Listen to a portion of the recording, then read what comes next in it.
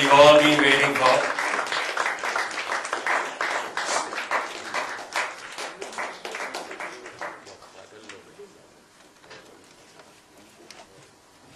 I'd also like to invite Dr. Durga Das to please join us on stage. He's the man behind it all. And I'd like to invite a special guest. Yes, special guest of honor.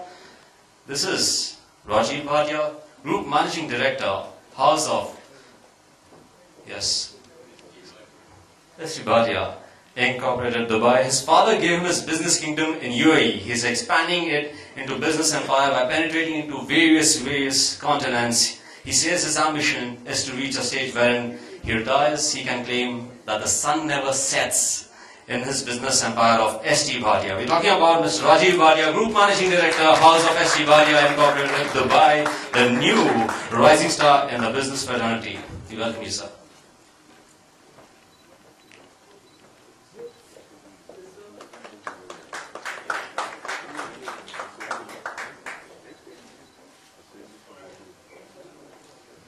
Alright.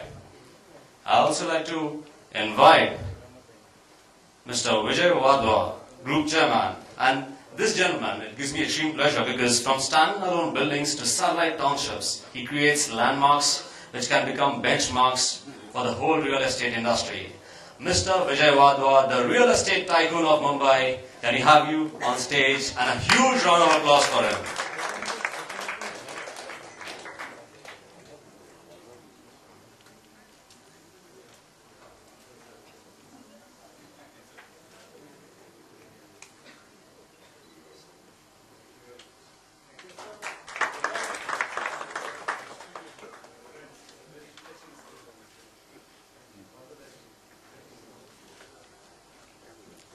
And before I invite our next special guest of honor, I'd like to invite Dr.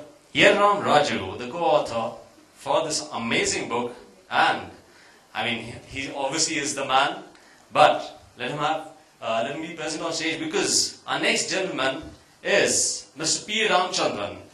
He's a retired RBI official, a freelance writer, a book critic, a thought leader, and the list is endless, hailing from a respected lineage, interacting with illustrious personalities during his lifetime, a literary critic, a member of various book selection committees, an expert quiz master. He wears many caps, full of laurels.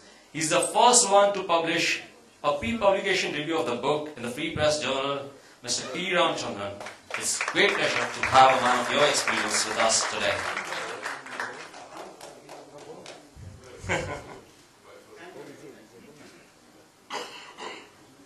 Alright. Right now, apart from everybody being present here, I'd like Mr. Bedi to take over the mic and say a few words of appreciation. He's a man, he's the voice. So.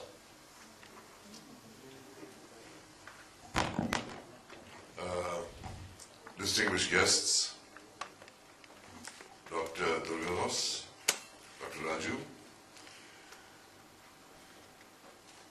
I'm very happy to be here because I think a very interesting book is being launched today. You know, books are things that entertain people, they educate people, they inform people, they inspire people. Books have done many things for many people over the years, over the centuries. Books have been the repositories and the fountain of knowledge for centuries upon centuries before the development of other media. Even now, they occupy a seminal role in our lives. Now, this is a book about knowledge, but even more than knowledge, it's a book about wisdom. And there is a huge difference. Knowledge can be a vast collection of facts. Wisdom is the ability to choose and apply them in the right places. How to use that wisdom in our lives, in our environment, in our workplace. And the sources of this wisdom that I saw researched by Dr. Durga Das and Dr. Raju are astonishing. Everything from the Vedas to the Upanishads to Buddha to Socrates, Plato, Aristotle, Machiavelli, Mahatma Gandhi, Martin Luther King. I mean, you think of the source of wisdom and good chances are that Dr. Durgadas and Dr. Raju have found them and incorporated them into this. But what's even more remarkable is that it's not just a manual, a corporate manual or a manual of ethics and good behavior and good practices. It's been put in the form of fiction. Now we know that there have been some extraordinary Indians at the head of some extraordinarily large financial institutions, from Vikram Pandit at Citibank to Rajat Gupta, McKinsey, to Anshu Jain at Deutsche Bank, etc. There's mega players in the financial world out there. And we also know that there are these huge financial companies like Lehman Brothers, whose downfall triggered the last financial crisis. And using the fictional liberties of choosing an Indian who was the head of a bank called the Hayman Bank, which sounds suspiciously like Lehman, but that fictional liberty is allowed. Using this, he has used the crisis in this man's life to lead us on this journey of discovery as to what went wrong in his life, in his profession, in his practices. And what's more remarkable is it reflects a lot of what happened in Dr. Durgadas' own life, from what I believe. So it is a remarkable book based on experience as well. And therefore, for all these reasons, I'm most pleased to be here. Very happy that a book like this has been written, published, distributed. Because as I see it, we have more than a saint in the boardroom. We have a writer and a thinker in the boardroom. Good wishes for saints in the boardroom.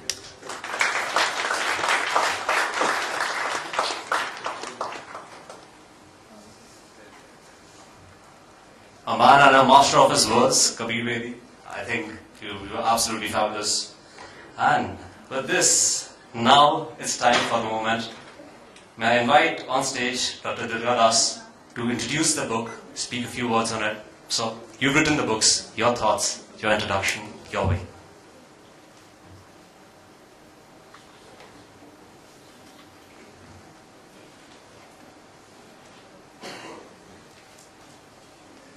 Good evening, everybody. A respected chief guest, Mr. Kabir Bedi. A respected guest of honor, Mr. Suresh Bhatia. Respected custodians of the conscience of our country, the press and the media. Distinguished dignitaries, ladies and gentlemen. At the outset, we welcome you all for the launch of our book, A Saint in the Boardroom, this evening. We thought that the hero of the book is an international corporate celebrity. Therefore, we thought that this book should be launched by an international celebrity only. On him, if you search, you will get 1 million results. Yes, I am talking about Mr. Kabir Bedi. Mr. Kabir Bedi's career spans into 3 decades and across all the continents. Yet a well-respected television, media, theatre and film personality, we welcome you, sir. We thank you for accepting our invitation in spite of your rigorous time schedules. The next person is Mr. Suresh Bhatia. I am personally happy on his presence here because he has been watching me, supporting me and encouraging me in every one of my growth initiatives in the last 10 years or so. I am doubly happy because he received the first copy of the book, because he adds his fortune quotient to the book. Yes, he has the magic of turning everything gold from the moment he set his first foot in the Arabian soil 45 years back. Now he is turning his attention to India. Very soon you will hear about his golden touch in the Indian corporate circles as well. We thank you, sir. We welcome you for this launch. The next is the press and the media. Today is a judgment day for us. You are the jury, and you are going to carry the message about the book across the nation. In fact, this whole event is mainly organized to address you.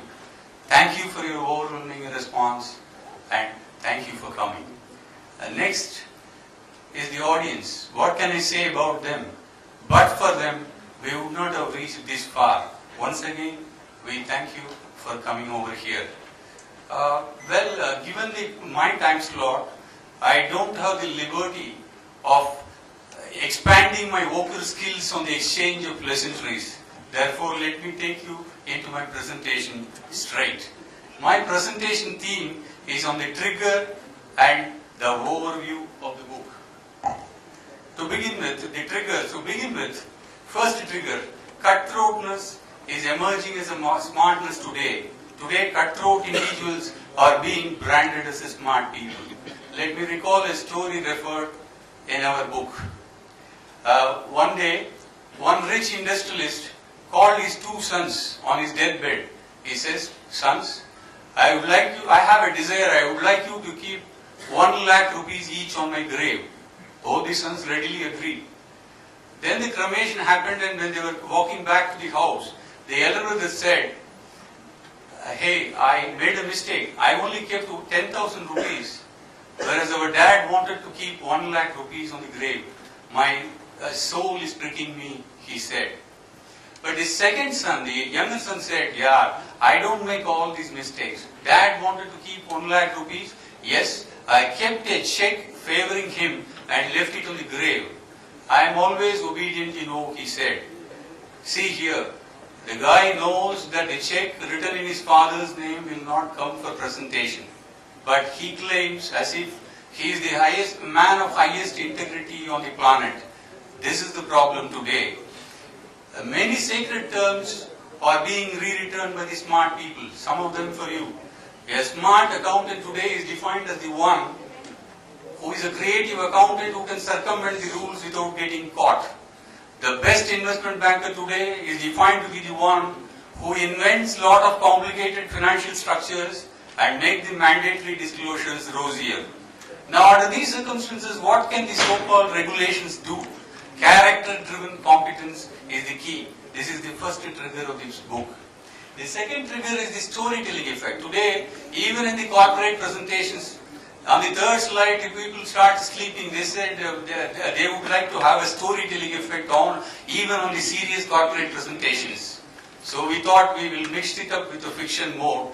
We were also inspired by the Panchatantra stories. Therefore, we took a storytelling route to explain this. The next trigger is that of values.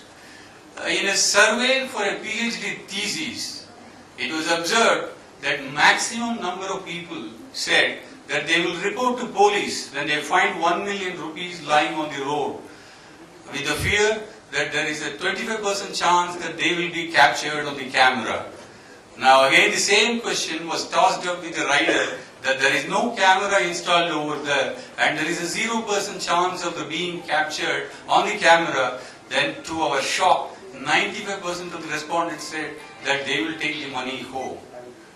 This is the problem today. People are willing to dilute the principles and sacrifices when no one is watching them.